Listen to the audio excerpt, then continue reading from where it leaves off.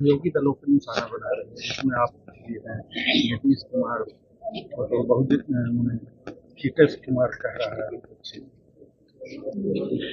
देखिए, वो लोग तो तुष्टीकरण की राजनीति कर रहे हैं। ये बिल किसी धर्म के पक्ष और विपक्ष में नहीं है। ये है न्याय और अन्याय के संबंध में बातें हैं। जो वक्फ बोर्ड है उसमें जो मैनेजमेंट था, वो मैनेजमेंट ऐसे लोगों के पास में था और ऐसे पैसा का गमन हो रहा था जिसका कि प्रयोग नहीं हो रहा था गरीबों की भलाई के लिए। अब जो सेक्शन 40 उसमें था, ये कहाँ की बात थी कि अगर हाथ उठा के कह दिया कि आप हमारे वक्त के आदमी हैं, आप उसका हो गए।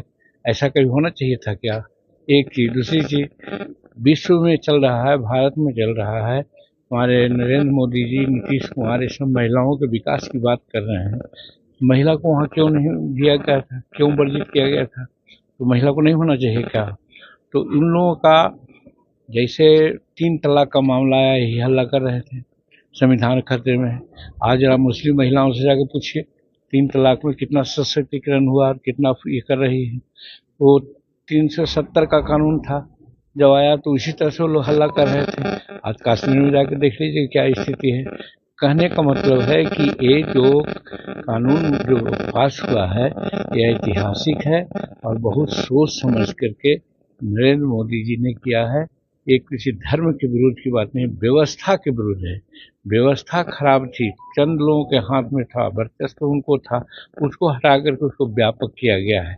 इसलिए ये बहुत पहले पारित हो जाना चाहिए था, अब पारित हुआ है। चलिए, देर से ही आए दुरुस्त हुआ।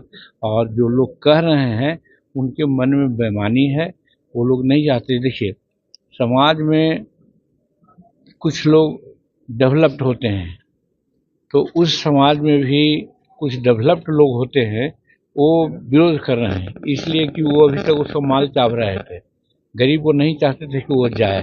तो इसी चीज़ को नरेंद्र मोदी जी ने कहा, उन लोगों के हाथ से व्यवस्था हटा करके गरीबों के हाथ में व्यवस्था दे दिया है।